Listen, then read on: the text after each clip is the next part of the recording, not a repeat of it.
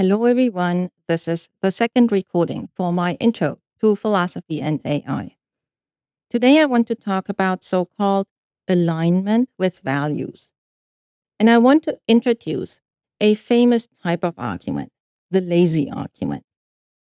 The phrase alignment looms large in debates about ethics and AI. Presumably, AI ought to be aligned with values. And now you may ask, which values? People disagree about values in any number of ways. They disagree on what values there are, how to conceive of these values, for example, what justice is, or what truth is, what the value of truth is, and so on. And then they disagree on how to rank these values. And maybe they even consider general and theoretical questions such as, what are values? Now, looking at all this disagreement, you may wonder, where are the experts? And perhaps ethicists are these experts. And so you turn to the ethicists and ask them, can you help us out?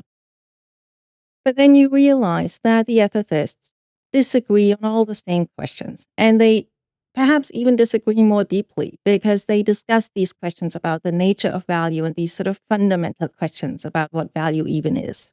So at that point, the so-called lazy argument kicks in. Because it may somehow seem that we've looked at all of these discussions in philosophy and we see only disagreement. And then it may be tempting to think that, well, alignment is simply not going to work. If there's so much disagreement about value, it just is too unclear with what AI should be aligned.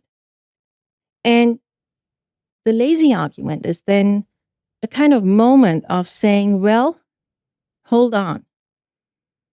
Somehow this line of thought is too convenient because it tells us that, well, go on as before. There's nothing you can do in light of all this disagreement. So you needn't involve the philosophers and you just continue as before. And the lazy argument itself doesn't show a path forward.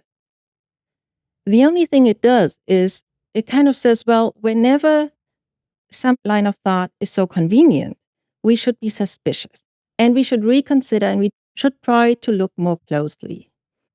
Now, what do we see when we look more closely? I want to suggest that we see the following. We see that disagreement on these matters of how to define value, how to rank value, and so on, is compatible with quite a bit of agreement. In other words, high-level disagreement about theoretical frameworks, about definitions, and so on, is compatible with agreement on, particular premises, particular cases, particular domains, and so on.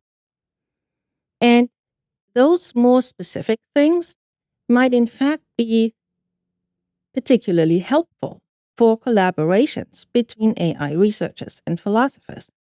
So that is what I want to explore, and I will illustrate this proposal in the next recording with the example of lying.